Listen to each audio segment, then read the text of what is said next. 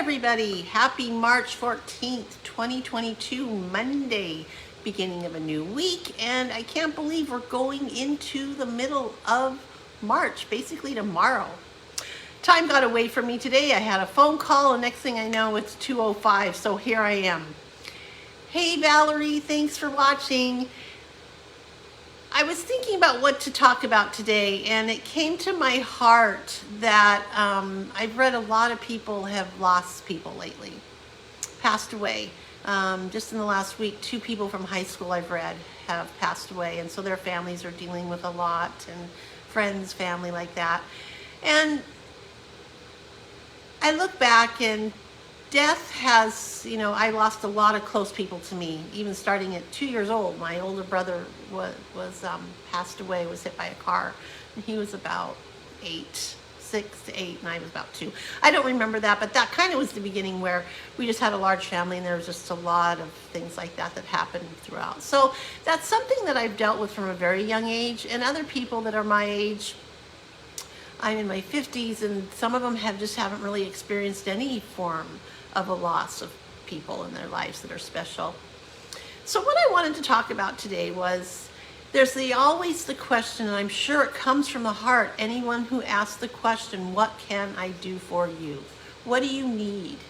And when you're in the middle of that part of life, I'll say the forest, you're grieving, you might be depressed, anxious, you've lost maybe a loved one, a close friend, it could go on and on and on. It can be personalized depending on you as a person.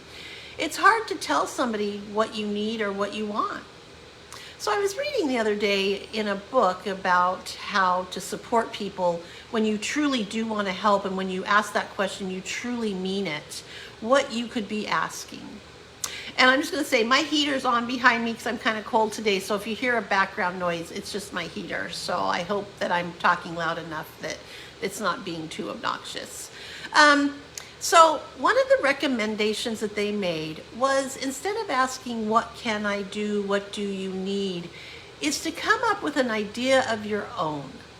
So hypothetically, I'm just going to throw some ideas out there. You take with them how it works for you, how it would work for you, what it would mean for you. But one example was, if the family had little kids, you could say, hey, Mary, and I'm making up names, hey, Mary, I'll be over Saturday about noon to pick up the kids. I'll take them out for pizza. We'll go get ice cream, and maybe we'll go to the park. Does that sound okay to you? Will you be there to let me pick up the kids? And then maybe the day before, just check in with them, because, depression and grief can do weird things. They might all intention mean to be there, but they might forget, sleep deprived, not eating well, just all the symptoms of the loss of a loved one. Or another example might be, hey, Wednesday night, are you available about 6 o'clock? As soon as I get off work, I'm going to come by and drop off a gift for you, or some gift cards, some gift cards to some restaurants, and that way they could have a way to eat without cooking maybe.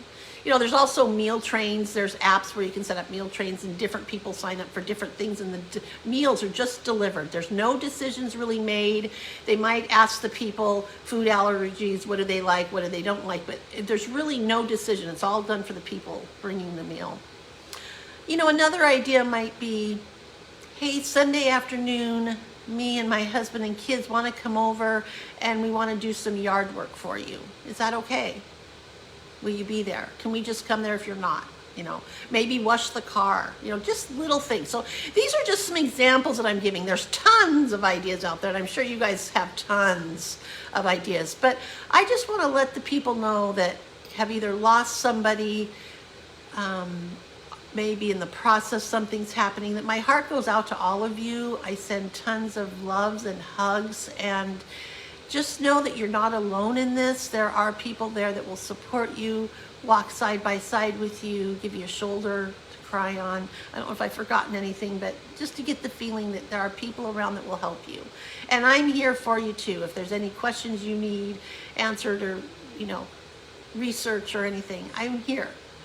And I just hope that, pray for those people that are going through this. If you know someone right now, or maybe you've experienced it in the past, just try to always be there for those people. And if you know them well enough, I think you'll know in your heart what's the best thing to do to help them.